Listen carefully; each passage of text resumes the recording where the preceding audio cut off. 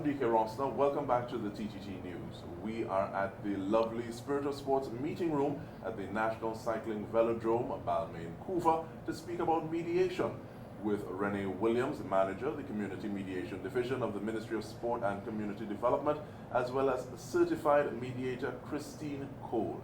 Thank you very much, ladies, for being a part of this conversation. And I want to start off asking, what is mediation? So mediation is the opportunity for persons who are in conflict to sit and discuss the matter and come up with an agreement that they are comfortable with the assistance of a third party who is neutral. The role of the mediator is not to tell the parties what to do. The mediator's role is to help them understand what is the conflict, because sometimes when persons are in conflict, it's a he say and she say, or they are at such different parts of why it is this conflict exists. So the role of the mediator is to help them to understand what is the conflict really about, and to listen to them and help them to listen to each other so that they come up with an agreement that they are both comfortable with. And I'll move to you, please, Christine, and ask, what are some of the benefits that one can gain from mediation?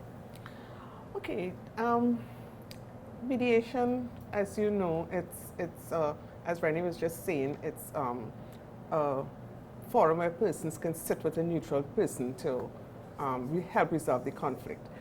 So one of the benefits is that most people in conflict, when they need to resolve the conflict, when it's escalated to a point where they cannot resolve it themselves, they end up in the court, in front of a judge or magistrate. So with mediation, one of the benefits is that it empowers people to resolve the conflict themselves. You know, most people, they feel that they cannot resolve their conflict. And perhaps they can't because they're it's so emotional at the time. So one of the benefits is that it helps them to be empowered to resolve it themselves. So they have a voice, they can say, and they know what the conflict is about. They know the history of the conflict. Nobody knows it better than them, because some of these conflicts have a genesis of 10 years. Especially in communities and families, it's go way back. Mm-hmm. You know, nobody knows what happened 10 years ago, and these conflicts come through the years. So they are best able to resolve it themselves. That's one of the philosophies of it. The another benefit is that it's really quick. You know, you can sit down before have your matter resolved within a day, or in as little as a few weeks. You know, there might be 1 or 2 sessions. Anybody who's been to the court know that it could be there from 2 to 10 years, you know, so, and then you have to live with this conflict day in, day out. So it's quick, it's confidential, it's relationship building. And that's from corporate conflict to community conflict to family conflict. You know, it builds relationships. When people are able to ventilate and to be able to talk to one another and reach that point, I mean, we have seen magic happen in the mediation room. I mean, really, it's really magic, I describe it like that, where people who haven't spoken to each other for years, and families, and at the end of the mediation session, they get up and hug each other or shake hands, and you know, it's really validates the work that we do and the hours that we spend, you know, and so they go back there, and that's behind them. You can see there's a new lease on life, you know, and so those are the main benefits. Of course, the other benefits is private and confidential. You don't have to wash your dirty linen in front of a judge, in front of a court. So, you know, so those are some of the main benefits of it. And our Community Mediation Services Division, all of our services are free. Very good to note. Mm-hmm. And with regard to the division, the Community Inclusive Mediation Project, there were different phases. Mm-hmm. Now, one of those was geared towards sensitization. Mm-hmm. Can you take me through that process, please, Renee? Okay, so normally persons aren't aware what mediation is. They come in when they're referred from the court, or when they're referred from the police, and they're not sure what this process is. And part of building this community framework for mediation is that we wanted persons to know that the mediators are out there.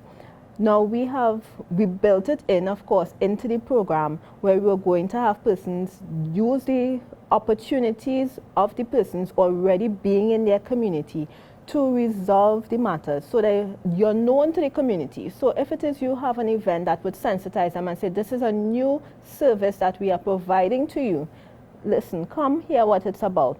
But we had to pivot again and go online. So we are still working on that, but we want persons to know that the community of Sandy Grande, Carenage, and South Oropouche, they are going to be hosting events, virtual events, as well as using with any social distancing policies, hosting events to ensure that they get the word out there, let the persons know who the mediators are, who have been trained, so that when it is you have a conflict in your community, again, you don't have to go to the court, you don't have to look for a lawyer. These persons can assist you in solving the civil mediations in your community. Definitely something to be mindful of. Thank you so much, Renee Williams. Thank you so much, Christine Cole. My pleasure. And we want to thank the folks at the National Cycling Velodrome, the Spirit of Sports Meeting Room, this lovely Spirit of Sports Meeting Room, for availing us of the opportunity to share this information with you. I'm DK Rossa. Thank you so much for tuning in. Have a good night.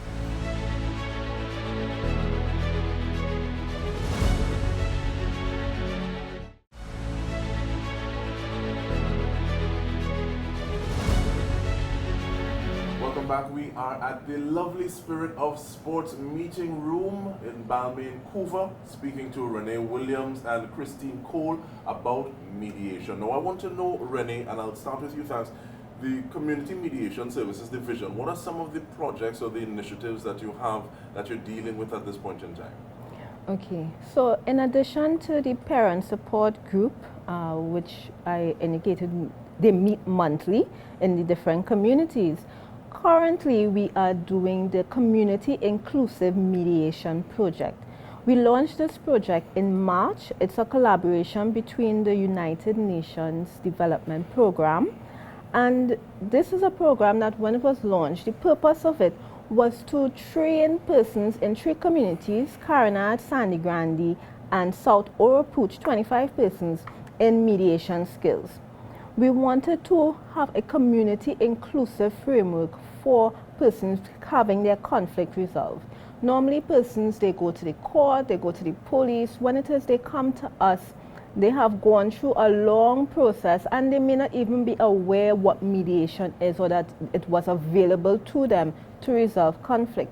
So we want to bring the process closer to them. So we have trained 25 persons in the community in community mediation skills, and these persons are persons who were chosen by the community, or I should say recommended by the community. So at the beginning of the process, we went into the communities and we asked persons questions. What are you looking for in a mediator? What are you looking for in someone who would help you resolve conflict? And they listed different criteria and different characteristics. And then we asked them, who do you go to when it is you need assistance in your community? What are the organizations you look to? Who do you ask? And then we asked also, are there individuals that you go to when it is you need assistance to help in resolving conflict? And from that list, we were able to get these 25 persons recommended by their community. And that's why we say these are persons who are trusted in their community, who are esteemed by the community, either because they were recommended by the organization, or some of them were recommended individually because of the work that they do in the community.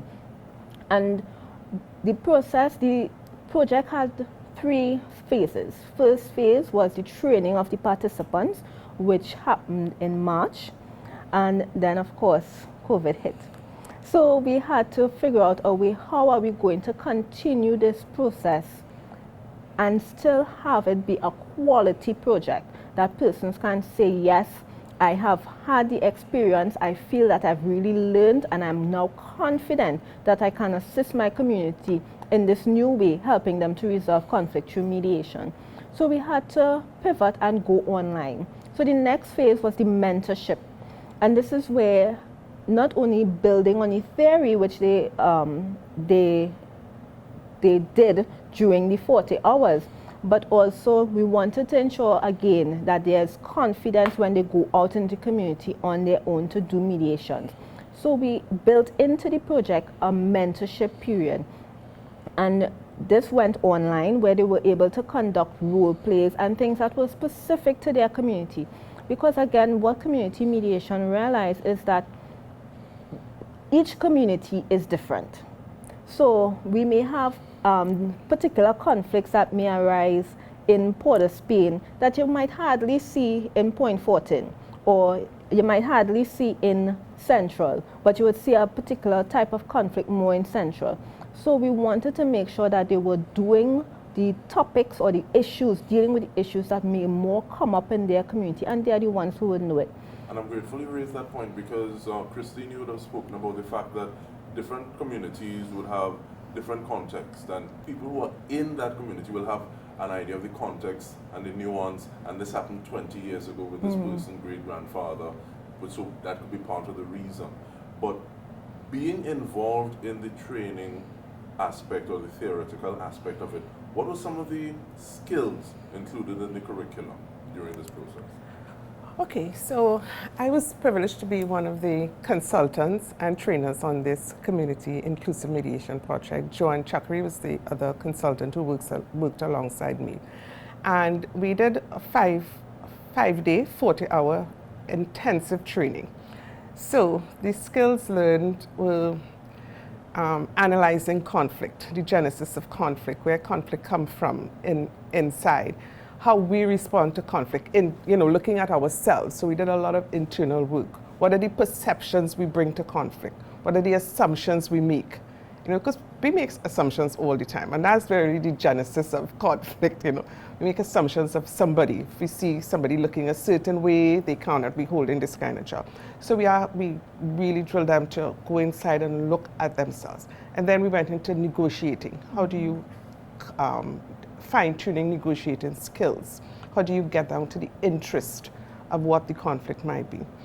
And then we did extensive work on communication skills, fine-tune communication skills, listening, questioning. So listening was a big deal for everybody. It's a big deal for everybody because people listen on the surface. People listen and they listen to respond to you. So a quick example of that is somebody in an office or in a community would have done something, but why are you throwing the rubbish there? Instead of saying, Brendan, will help me to understand what was the circumstances that led you to do something, take an act like that. Help me to understand, because people want to be understood. So just to pivot and a little tweak in how you respond to somebody. One, it shows that you're listening. It shows that you want to understand, and that changes the whole tone of everything. You could see a conflict going left or something that can be resolved on the spot. So we taught them to not only to helping people for their own personal upliftment going forward and development. So we had a lot of communication skills fine-tuning. We taught them about the ethics of mediation. Because there's a lot of ethical considerations that have to go back behind mediation. And mediation is a neutral third person, so if I know you, then I should not mediate in a case where I know you and I don't know the other person. So there was a lot of training on the ethics of mediation. But you raised a point there, how you broach your question, seeking understanding. You call it a little pivot.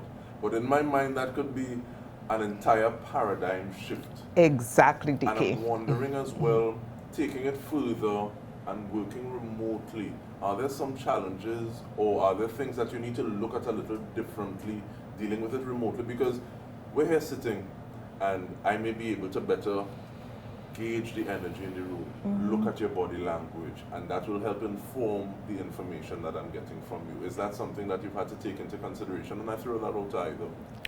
Well, during the thing is, soon the in-house training was completed on the 6th of March.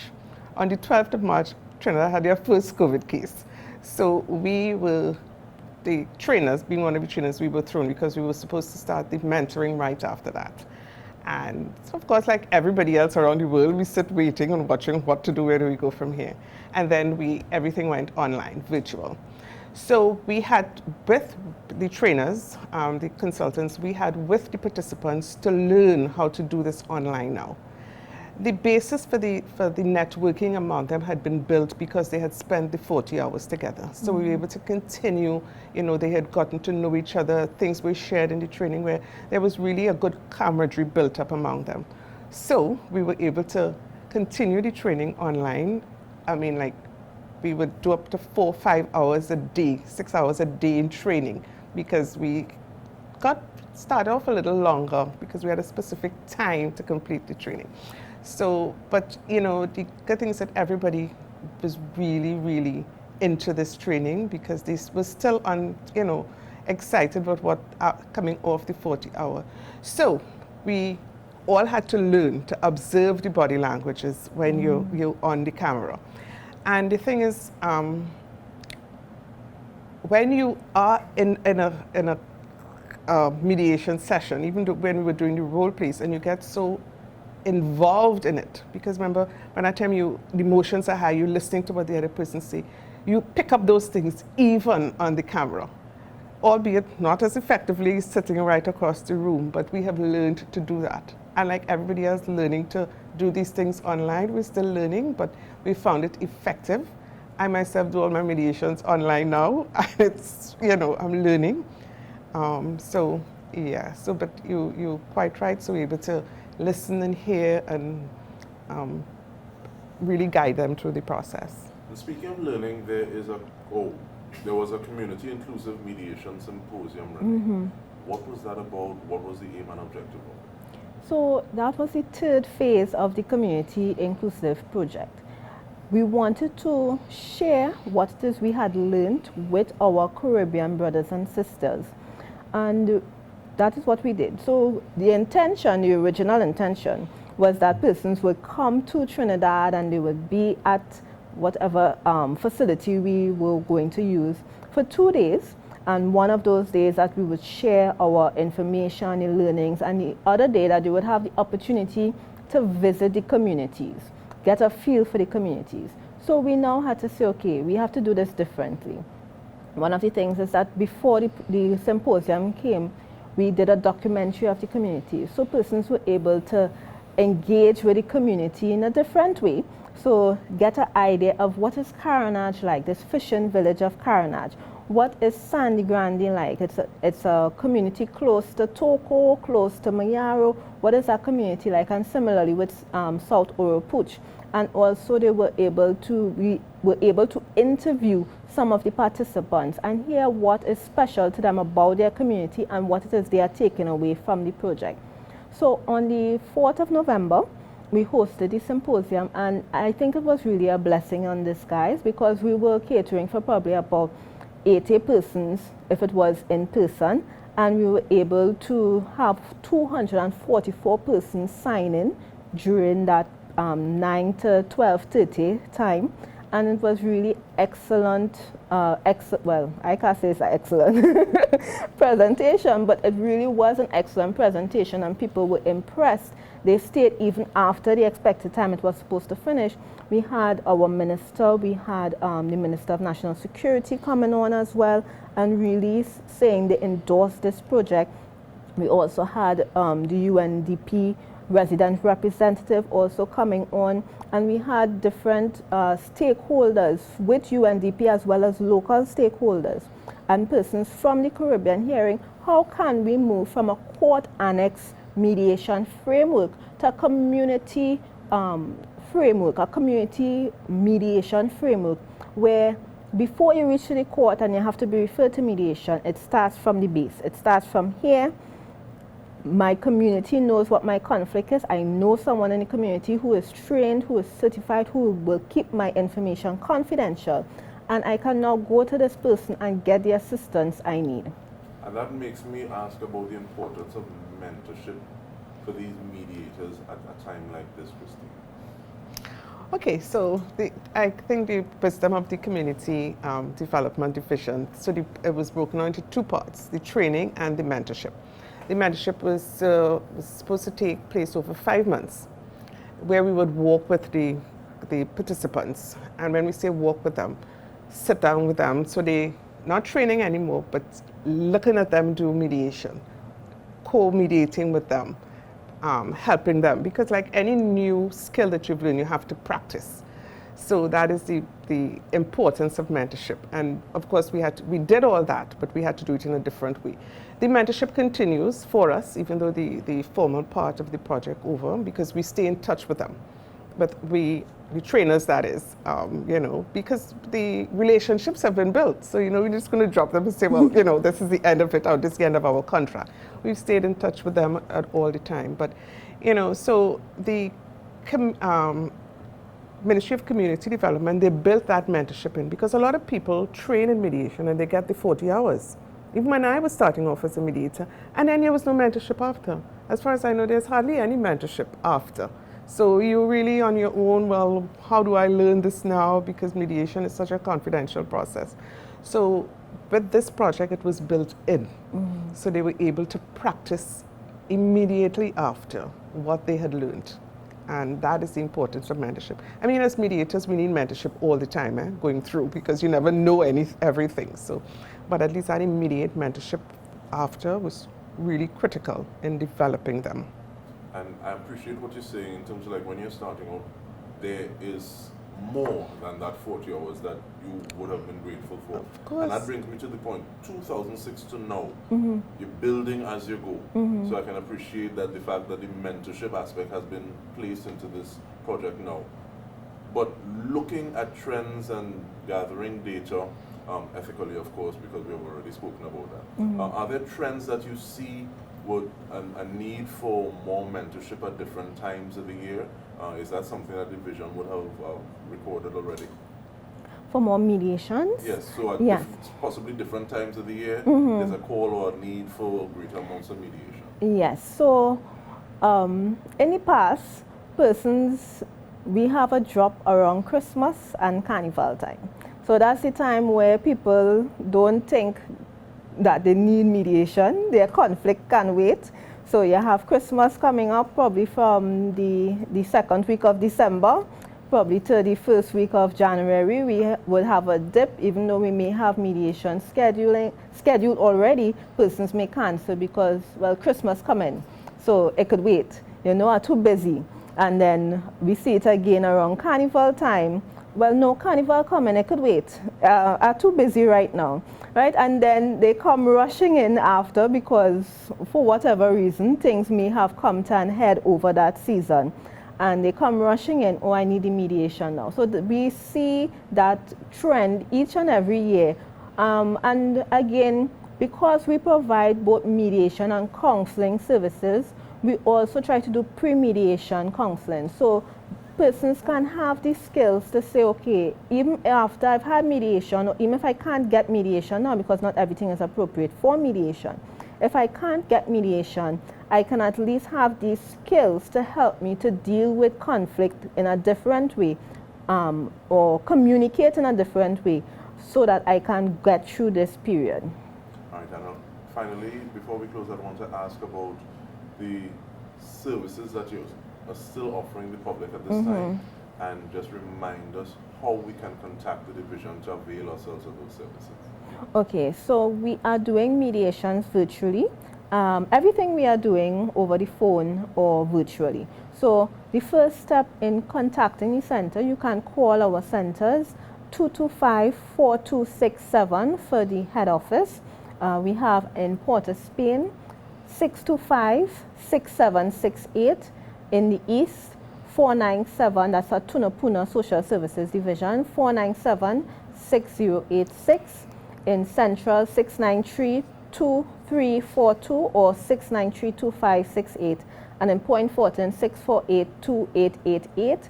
But when you call the center, because we are not taking persons walk-in, which we normally do, you can call the center and we will call you back and do something called an intake. So this is where we hear your side of the story, hear what the issue is about, and find out if it's appropriate for mediation, and if you are ready for mediation, or if it is, we would have to ask you to do counseling instead, or another service that we provide.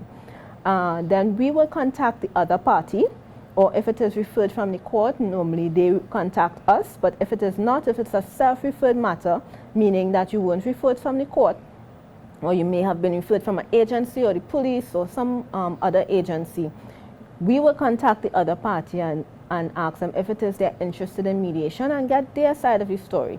And after that, we would say we would assess the case. If there is domestic violence, current domestic violence involved, we do not do mediation, right? We would offer instead counseling for the persons.